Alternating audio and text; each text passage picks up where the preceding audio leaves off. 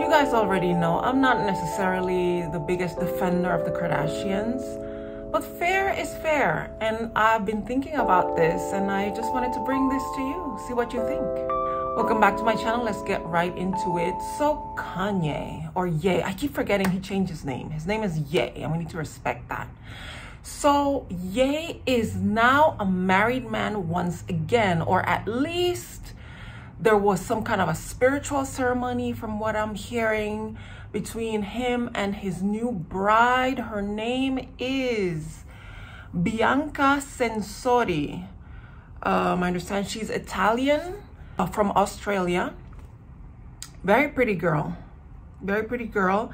You know what? It's not funny, but it's kind of funny that she looks like Kim Kardashian looked when he first met her. So yeah, she's a dead ringer. Some people are saying, oh, she doesn't look like her a lot. Come on now. So yeah, they look a lot alike. And this seems to be a marriage that came out of nowhere. There's also reports that he has been having an affair with this woman because they worked together when they were together at Yeezy with Adidas. And so there's reports that something was going on behind the scenes. And it seems, I kind of tend to believe that because Kanye tends, Ye, his name is Ye. Ye tends to have the women he's into, he turns them into his muse. And then when he turns them into his muse, he tells them how to dress, he tells them what to do with their hair, with their makeup. It's very much like dress up, like having a doll that he likes to dress up. And when I look at some of the photos of Bianca, it seems like he was really dressing her to have that overtly sexualized look that he likes with his women. I have problems with that. I have a lot of problems with that. But if the women are willing participants, it's none of my business. But the reason why I'm talking about this is because I've done a video before about my opinions on the whole thing between Kim and Pete Davidson. It seemed like she was very happy in that relationship, but then it just abruptly ended after, I believe it was 9 months that they were together. And the story that was put out there is that Kim ended things with Pete because he was very immature. I'm one of those people who believe that that is not the case. I believe that Kim was really into Pete. She was probably already thinking that he was going to be her next husband. He had introduced him to his children, and we saw a couple occasions where he was alone with the children. He took Saint to the Grove. He was seen with North on a little golf cart. North was on his lap. But these are the things that you do when you have a partner that you expect to have in your life for a very long time. And that's what I saw with Kim and Pete. And when there were rumblings that there was trouble in paradise, we know that Kim flew to Australia where Pete at the time was filming a movie, and she flew all the way to Australia. I think it's like a more than 10-hour trip. She gassed up her private jet and went there to visit him. He never once flew from his set to California to visit Kim. So it was clear that Kim was the one who was doing everything to try and salvage the relationship.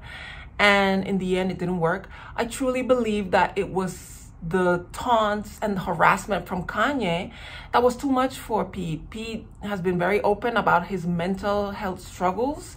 And I truly believe that things got to the point where he was in a really bad place and he had to choose his sanity over his relationship. And I think it was a wise decision. But I can only imagine how Kim is feeling right now, that Kanye succeeded in running her ex-boyfriend out of her life, terrorize him, have his fans harass him, and, pretty much get rid of him.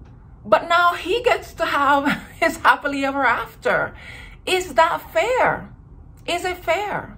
Well, when you look at it from that point of view, of course it's not fair. It's not fair that Kanye gets to do whatever he wants and be with whoever he wants. Remember, when he was complaining about Pete destroying his family and getting between him and his wife with whom he wanted to get back together, Kanye was actively dating other women.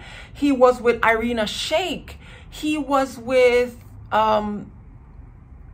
other women that he was involved with at the same time that he was telling his wife that he wanted to save the marriage and he wanted to get rid of her boyfriend. No, it's not fair. It's not fair whatsoever. However, life is not fair. And life is not just going to hand you things. Life is not going to say, well, if he gets to have what he wants, then you should have what you want. Here, you should have this. Life doesn't work that way. In life, we have to fight for the things we want. We can never control what another person does. Kim could not control what Ye was doing or saying.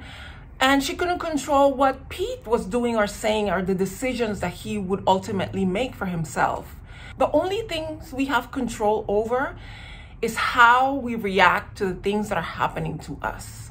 Moving forward, knowing what she has as an ex-husband, and hopefully now that he has found his new muse, he will leave her alone. He will let her date whoever she wants to date. The divorce is final. There's nothing to fight for at this point. It seems like his latest manic episode has come to an end. So he's calmed down until the next one. But I think moving forward, Kim needs to focus on finding a really high quality partner.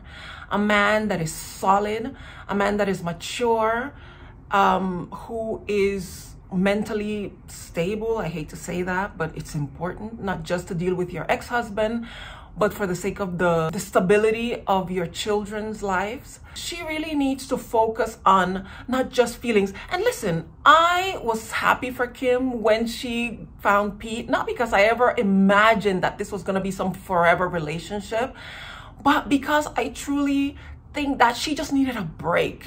She just needed somebody who made her laugh, who made her feel happy and sexy and excited. And she needed that. So she got that little interlude out of her system. And moving forward, if she wants to be in a stable relationship, and I believe that she does, she really needs to focus on finding somebody who can stand his own in the face of Ye. That he can look him in the eye and say, I know you don't like me. I know you don't approve of this relationship, but you are not a part of this anymore. And you're just going to have to deal with it. Because I don't think Kim had a say in who Ye married. I don't know if she even knew that he was going to pull this stunt. He didn't give her a choice. So my little advice to Kim is, you know, find yourself a strong man that's going to be a good support for you and the kids, who is going to be able to stand up to Ye.